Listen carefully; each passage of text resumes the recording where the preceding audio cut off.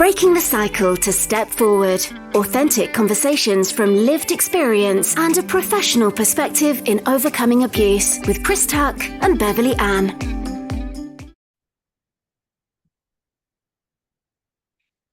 Hello and welcome to Breaking the Cycle 2 Step Forward podcast. I'm Beverley Ann and I'm with my co-host, the wonderful... Hi everyone, Chris Tuck here. This girl can. I can see your t-shirt, looks fantastic. And this episode is a special edition episode around a film that was our last week's podcast. It was a little bit of a different format because it also covers your personal story in depth rather than going over just highlighting it, but also bringing it back to IICSA and the recommendations. So today I will be asking you questions about the film that you produced, because obviously I've watched it. I put it on the television and watched it, and it's very powerful and very moving. It's powerful in its message in lots of different ways, and there are different questions that we're going to broach today. Okay, anyone listening, please be aware as well, or watching, that you may need to look after yourself at times, and also for you, Chris, because this may be a bit emotional for you, because now you're away from the lens and you're professional. We're asking you things about your private life as well. So Chris, you made a film and it took you how long to record that in Brighton that day? 3 hours of filming in the freezing cold with nobody else but me and the videographer. Yeah. And in that time, you shared a lot of information about yourself and your experiences. How was that for you, Chris? We started off trying to share my backstory so that everybody could understand where I was coming from and why I was saying what I was saying when it became to the professional world and the independent inquiry into child sexual abuse and its recommendations, because I wanted to show people that I wasn't just coming from a place where I didn't know anything. I literally lived and breathed not only my lived experiences, like all of us, including yourself, but all of the victims and survivors that came forwards, but also my professional life through my community fitness work and my charity is all about understanding the impact of trauma because of the abuse and recovery. You're an expert in that, I'm an expert in that. So it was about just actually going, this big thing, child sexual abuse and exploitation, doesn't just happen in one sector or in one institution.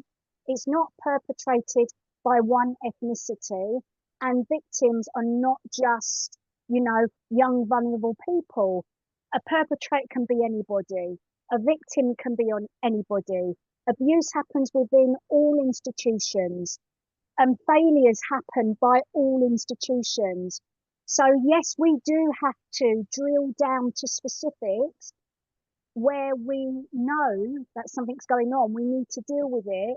But because we've never looked at the bigger picture, because we've never fixed the foundational blocks, steps, whatever you want to call them, in our broken systems, trying to do more additional stuff that's going to show the same as the IICSA recommendations, when that's what we need to do, is implement those recommendations to fix the foundations, and then we can move on and look at specifics, then that's what we need to be doing. So I wanted to bring it back to that. And for me, even the IICSA recommendations do not go far enough. They do not. But we've got to start somewhere. Absolutely. Absolutely. And I want to bring you back to your story at the moment, because I know that when we share our story, we have to look after ourselves. And we've said this before in the podcast, but also it takes an incredible courage to share certain aspects of that journey. And often it's some aspects that people would not even consider that seem so minutiae when they listen to the whole of the story, but actually they're sometimes the things that have the biggest impact on us. And one of the things that, myself and my husband really picked up on is when you talk about your teacher. Mm-hmm. When you were writing a story, you were asked as a 10-year-old to write a story in the class, and you wrote your story. And can you just remind us what that teacher said to you when they read your story? Yeah, so basically, sorry, I've got this very a lot of anxiety going on at the moment. So I've got this anxiety cough. Um, I was sitting down in this classroom, and I tried so many times to speak up, and I never got the courage. So even though, Bev, I've shared this with you, we were sitting literally in rags, Yeah. yeah, ill-fitting clothes, dirty clothes, smelly clothes, holy clothes, yeah, not dressed for the weather conditions, ferociously hungry, clearly see the neglect. I wrote that story, and I thought, when that teacher said to me, who wants to share their story? Because when it was story time, one person could stand up and read out their story. I thought, you know what, now or never. Put my hand up. She came over, read it, looked at me, left the room, came back a little while later, and then gave me the book, like literally shoved it at me, and said, your overactive imagination will get you into trouble one of these days.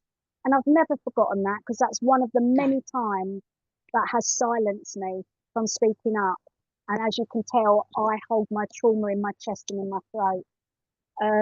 So yeah, and just the fact that I had to speak about these things at a higher level in the film, so I had to be succinct in the film, so I didn't describe all of this stuff that I'm describing to you now, but it's all in my book.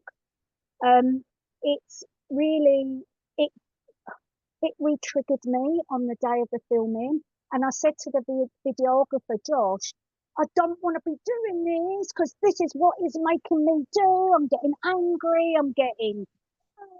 I need to get to the nub of what I want this video to be about, which is better protection of children and young people, and how children are failed. And that was a classic example of being failed by the education system. Oh, my chest is going. I'll let you speak. Yeah. No, and thank you, Chris, for sharing that, because I know how challenging that is. And I think this is important for people to understand, because we keep saying, or expecting young children to speak out, and we put the onus on them a lot of the time to speak out. And sometimes as adults, well, not sometimes, I think always, we need to be listening more and actually asking different questions and overcoming our fear. Because let's be honest, as an adult, your teacher, one of the things I think I see, which from a completely different way, is she's probably recognized how great you are at putting things together, because that's one of my biggest things that I see from you. I really admire how you find this courage and you put things together, especially in writing. You do that in a way, that's one of my nemesis, putting things in writing. And I think how you share something is amazing. What's really, really sad, though, is when I said that to you in a conversation, you said that she actually knew about what was going on, but in her fear, she's not done anything. And I'm one of these people that I personally, not to be vindictive, but it's about learning, would be, I just think, if for any way that teacher was listening or a colleague of hers was listening, and without pulling out the teacher, what school was it that you went to? I went to a multiple lot of schools, and it was only in this one, St Mark's in Bromley. Yeah. You know, it used to be on Mason's Hill. Yeah. and the building's still there, but the actual school's moved around the corner. But yeah, it was that school. And the reason why I'm asking for the school is because sometimes that's how we get our biggest awareness, isn't it? So if we have anyone listening who's got contacts with St Mark's or any school, please share this podcast, because it's important, because such a small thing, and I'm saying small when you relate it back to everything else that's happened to you, has had such huge impact on you, hasn't it? Yeah, I mean, the school that I went before that, Valley Primary School, which is in Shortland, that was the school where we used to take food out of the bins and then go and eat it in the toilet at lesson time. I literally used to put my hand up and say, I need to go to the toilet, which was a lie. But it was the only time that I could get into the playground without other children seeing what I was doing, where I'd go and raid the bins for food. Yeah, You yeah, can't tell me that no one didn't notice, Bev. absolutely. So from a safeguarding point of view and from the IICSA recommendations, and I know there's several, which one is for you if it was implemented, would have made a big difference to you back then if it was implemented correctly? The mandatory reporting, because no one would have been able to sit on what they knew about me and my family. They would have had to have reported it, because it's that, lots of people think that professionals it's in law that they have a duty of care to report. They don't. It's not in law yet, hence why we're trying to push for mandatory reporting. And as you said, it needs to be implemented correctly before we go off on that tangent. But just the fact that if it was a law, then anything that I'd shared would have had to have been written up, reported, passed up, and also not that one incident, but all incidences. Once they accumulate about a particular child, you can see patterns. You can then start asking the questions, and you can start really progressing it up.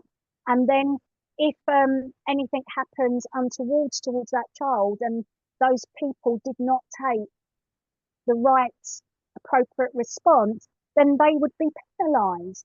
But we know from the inquiry and what victims and survivors shared with us, no matter what institution their abuse happened and their abuse was known about, even if the initial person reported it up, we found time and time again that it was the heads of those institutions that would just shut it all down and cover it up, because they put their reputation before protection.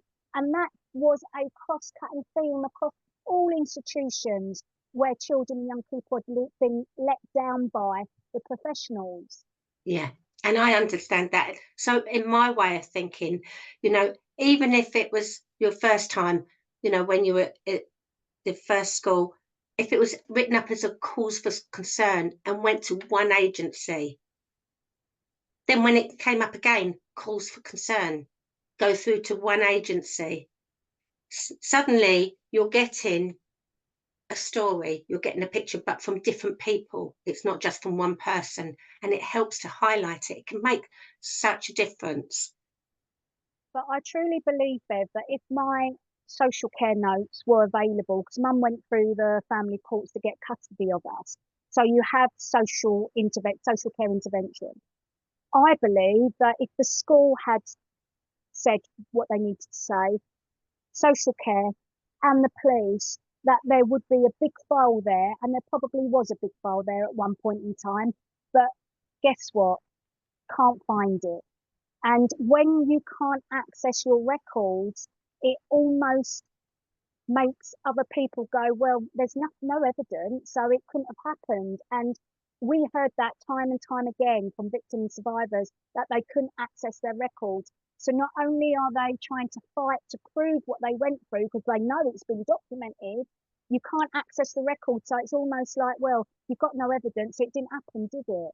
Absolutely. And also, I am a child from care, so I did have lots of documents. Every movement of mine was written up, and I was under a court order for 14 years. And when I accessed my folder, I mean, it was barely a slither of notes, generic notes that came back, and yet I did live on my own being fostered. Lived on my own in a hotel, I wish, hostel. But even Yeah, those two different notes. things there, my love, hostel and hotel. Yeah. But even those notes aren't in there. And yes, there is no, it invalidates, doesn't it? It Invalidates everything does. that you That's the know to word. be true. True. Yeah. 100%. And all Yeah. you want to do is prove to other people what Yes. you're saying is true. But it's like, oh, well, there's no evidence. And even when we've got the evidence, as I shared on another podcast, I showed you the files, we've got the evidence, it wasn't enough, or it wasn't No. in the public interest. I mean, mind blowing. Yeah. So thank you, Chris, because I know that that's been a huge aspect. So you had 3 hours of filming. It doesn't just stop there. There's a lot of preparation for anyone listening. Yeah. There's a huge amount of Editing. preparation. Editing, oh, absolutely my nemesis. That's hours, but it is the emotional Yeah. impact it constantly has. So even though there's 30 minutes, I know, and even when I was watching it, I knew exactly what it meant. So now we want to move on, because what I thought was also really, really clear in your 30-minute video that you put over was about the IICSA Hmm. results but also Recommendations. the recommendations, but not only that, the people involved in it, because that big book, obviously I've got a big book of it and I flip through it at times, but it becomes so overwhelming, and I feel that, yeah, got that with my pink slips in it. And you were involved in that for over 7 years. Yeah. So what I think is amazing is how you have lived and breathed this inquiry, and yet you're still eloquently breaking it down. And not only that, still one of the people, and there are many people that are trying to stop this from being just slid under the table. And Yeah. we've done that. Collecting dust, eh? Yeah. So you've actually got a meeting coming up soon. Hopefully, can't talk about anything at the moment just because there's nothing in black and white. There's no details. There is just hope that because Yvette Cooper announced on the 6th of January in Parliament that the Labour Parliament Party are going to actually act on the IICSA recommendations in full, we've got hope. What that looks like, what the timelines are, what the detail is, who knows? But at least that is a step forward from where we was 2 years ago when Liz Truss resigned and literally buried all of the work that we did. Because if we'd had our moment in time like it was all planned, then society would know about Act on IICSA, the same as society has heard about grooming gangs in the last 10 days, 2 weeks, the time this podcast goes out.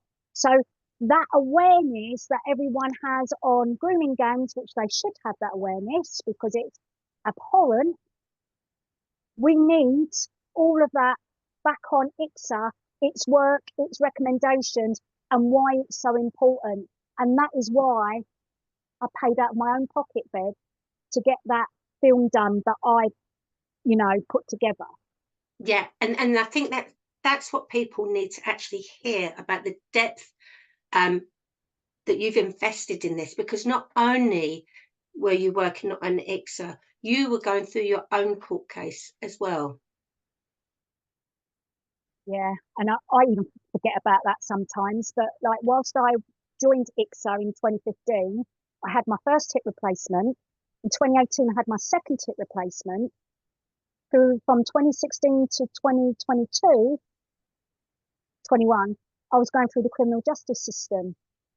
And it was brilliant to have that lived experience feeding into the inquiry in all aspects of its work when it comes to failures and how systems need to improve and what needs to improve. But my God, did that have an enormous impact on my mental and my physical health. And that's why I took myself away to the Maldives when I did, for a complete break and rest. Absolutely. And, you know, this is where we talk about self-care, and it is very much needed. And it's not just a throwaway thing, self-care, No, we've done it, tick box. It has to happen, because after that court case, there wasn't actually a conviction, was there? no. And Bev, this is why I'm so passionate about this. I did with the Claire Waxman, the Victims Commissioner, I did the report to court. So over 2 years, she literally looked at the whole process from first reporting to the whole investigation, right through to getting to court. Okay. And she took different experiences and showed along the process of getting to court, reporting to get to court, where all the failures were happening and what needs to change to make it a better pathway, that's not re-triggering and re-traumatizing for victims of all kinds of crime, not just sexual violence and sexual abuse. And I backed her 100% all the way on that. And it helped me understand the process more for when I got my first NFA, no further action, because I then went through the I'm trying to think of the name of it at the moment, where you can actually get your case looked at over again and again. I really can't remember the name. It's bouncing around in my brain at the Well, moment. you're getting it reviewed. Yeah. Yeah, and everybody has the right to that review. But I went through the whole length of that review process, and it is shocking to me to this day how the CPS were able to close our case down. I still don't understand it. I'm still triggered by it. I still haven't put pen to paper to write that book because it's just too painful for me. And with everything else going on at the moment, it's just too much. Yes, absolutely. And I wanted to get that out. And thank you so much, Chris, because how many times do we hear it? You know, we have a legal system, for a justice system, for valid reasons. And it just seems that with sexual violence, sexual abuse, it is the only crime where the victims themselves have to prove that they are a victim, and that they have to prove that what they're saying is the truth. Whereas the perpetrators, they're assumed innocent until proven guilty, and it is the only crime. So people look at the crime rates and think, oh, it's only that small because of convictions. It Yeah, hasn't happened. It's not yeah, true. And yeah, actually, we want people to know that in this case, in sexual abuse and sexual violence, the conviction rate does not replicate in any way, shape, or form the amount of abuse that has gone on and is still going on today. yeah, 100%. I back you. You know, like they say, like 3% of cases get to court and 1% ends up in a conviction. So that says it all, really. It's appalling. And I've just remembered the process. It's called Victims' Right to Review, VRR. Yeah, thank you. Thank you. But that's what happens when your brain gets overwhelmed and overloaded. You literally forget things. Absolutely. There's only so much you can take on. And let's be frank here, this is what our podcast is about awareness, raising awareness about the impact. And it Yeah, has a physical impact, which you mentioned about your hips very quickly, yeah, but even earlier on when you said about your anxiety cough and your yeah, chest. But it also impacts on your brain because you get that, you know, it shuts down. The amygdala is doing its work. It's releasing the adrenaline, and it's like, oh, we're going into a place here of trauma. I need to shut you down at the moment. I need to disassociate you. And that's where you forget sometimes the simplest of things. And that's part yeah. of PTSA, isn't it? PTSD, yeah. PTSD, sorry. See, there you go. There's an There you go. example, a Yeah, classic. 100% classic. Right on point, Matt. And with my dyslexia, so hey. Hey ho. Yeah, keeping it real. Yeah, and that's what's always important, because what we do is very, very serious. It's very Yeah. important, but you do have to have some light relief, and we're But human that's what, beings.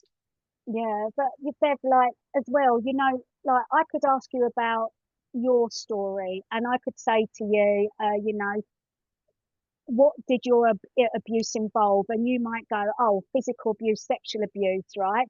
They're just phrases that don't Mm. really mean anything, right? You say it because you hope that the person that you're saying it to gets it. But in your brain, tell me if I'm wrong, but in my brain, then events come up. So I say physical. So like we're talking about that teacher, I'm literally that little girl in my brain, and I'm reliving the actual memory and the actual experience. So it's just words, but to me and my body, it's the actual living experience. And I think that's what people who jump on bandwagons and just say these words don't actually realize what it actually means to the person who's gone through it and who's actually saying, oh yeah, you know, there was some physical abuse. They don't get it. It's just words. And that's where neurologically our brain is working. It doesn't know a timeline. It's learnt that that small thing leads to danger. So Yeah, I know that seeing, you know, a stack of chairs and it was in a Stella Artois advert, that sent me reeling when I first saw that, and that was in a cinema. Why did it send me reeling? Because like a time warp, I went back to when I was just about 4, coming up to 4. I know it was just spring because I can see the sun yeah, coming through the window, highlighting these chairs. It wasn't hot like a hot summer, so I know it was a springtime around yeah, my birthday time, and I yeah, can tell you the actual deep, minute detail of what happened to me with my father the first time. Now, I yeah. don't talk about that all the time because I don't want No, to, don't live with that, but I no, still live with that trigger. yeah, But what I've learned, and what we all learn, is when that comes up, we learn how to reassure our body we're not there. That was back yeah, then. This is yeah, where we are today. yeah. So, But with that filming, Bev, that you asked me, the original question you asked me, how did I feel on the day? I felt really safe talking about the work of IICSA and the recommendations and what it means. I really wanted to get there quickly, but it took me so long to get through my backstory because every time I was speaking words, and when I was talking about the let down by police, let down by education, let down by social care, I was really literally reliving the memories, even though I didn't want to. I just wanted to say this is what it was like, and I think that eventually came across. If you see some of the outtakes, you'll see me going, "Ah, just come on," yeah, yeah. getting And really irate with myself. absolutely, because that part will always be with you. That little girl will always be with you. And that's, you know, that's the person who you're using that frustration, that anger to share this fantastic work. But you're also putting words, you're putting a face and experiences behind that big book of black words on white paper. It's not just a report, it's people's lives. Exactly. It's not just a book, it is people's lives. It's people's lives now as adults that have experienced it. It's it's young people that are trying to find their voice to share what's going on. And we heard only the other week in our other podcast Chris's story about being groomed at school, Yeah, um, and being a young person. It's about the children today. It's not a witch yeah, hunt. This is yeah. reality, and it's not a nice reality. But we can And change it if we open the conversations. yeah, and I know that even though there's anger around organised networks and grooming gangs at the moment, I know that we are all on the same page where we all want to better protect children and young people. Full stop. That's where we all are coming from. The fact that my abuse took place in the family home, outside the family home, the fact that someone else's abuse took place in a church or a sports or the grooming gangs, wherever your abuse took place, of course you're going to want justice. Of course you're going to want to your thing to be investigated because why wouldn't you? We all wanted that. I wanted that for myself. I'm sure you wanted that for yourself. But we can't always get what we need, but in the way that we think we're going to get it, because I certainly didn't get it. No, But by being part of this bigger thing, along with many others, thousands, then we can get the change to happen that needs to happen. But all the while there's political football games going on, all the while there is this what I call inner fighting. It's not good, because no one wins, and this is not about winning. This is about actually sorting out and changing what needs to be done. And thank you. And I think that is a really great place to finish this, Chris, Yeah. because, you know, it is a very important subject. It is your story, and it's also many other stories, those that are in their inquiry, and also those aren't, because most importantly, the 7,000 that took part is just the tip of the iceberg. Just absolutely, like, here's a percentage to represent everybody. So thank you so much, Chris, because I know how much, you know, turning the camera on to you like that is challenging. And thank you so much. So please look after yourself. Listeners, viewers, if you have any questions, please contact us at breakingthecycle 2stepforward@gmail.com. And no, this is not in any way negative, but if anyone does know that teacher or anyone that was at St Mark's School all that time ago, then please share this podcast, because that's where the learning comes from. Thank you, Chris. I know you've got to go because you've got another meeting going on, so take time to take a deep breath. Okay, thank you everyone, and goodbye. Bye everyone. Bye.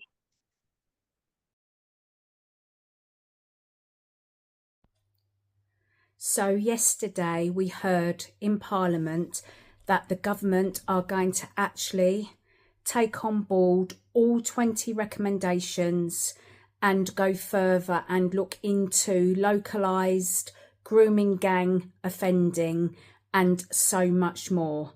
So I just want to thank you all for your support, and what follows is the announcement in Parliament, and I would like you please to share this far and wide. And all we need to do now is keep on top of what's being said, what is being actioned, and really make everyone accountable to changing the landscape in the better whole systems approach in responding to child sexual abuse and exploitation, and to better protect children and young people. Thank you.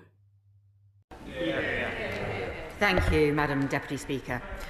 Last Monday, I set out the actions this government is taking forward to tackle the terrible crimes of child sexual exploitation and abuse, including mandatory reporting, a new victims and survivors panel, an overhaul of data and police performance requirements, tougher sentences for perpetrators, and support for local inquiries, including in Oldham. The Safeguarding Minister is this morning meeting with survivors from Oldham, and earlier this week she and I met Professor Alexis Jay, who chaired both the 7-year National Independent Inquiry into child sexual abuse and the first local independent inquiry into grooming gangs in Rotherham. Professor Jay's strongest message to us was that the survivors who bravely testified to terrible crimes committed against them must not be left to feel that their efforts were in vain, because despite all the inquiries, no one listened and nothing was done. So following those discussions, I therefore want to update the House on our next steps, both to take forward inquiry recommendations and to go further in tackling sexual exploitation and grooming on the streets and online to keep children safe. The Independent National Inquiry into Child Sexual Abuse completed its final report in 2022. It took 7 years, heard 7,000 personal testimonies and considered 2 million pages of evidence. They were devastating accounts of brutal rapes, sexual violence, humiliation, trauma, betrayal of vulnerable children by those charged with protecting them, and people in positions of power who shamefully put the reputation of institutions before the protection of children. The inquiry included separate detailed reports on organised child abuse in residential homes and schools, abuse and cover-ups in the Catholic and Anglican churches, and a 2-year inquiry published in February 2022 into child sexual exploitation by organised networks and grooming gangs, which itself examined over 400 recommendations made by previous inquiries and serious case reviews, as well as taking further evidence of its own.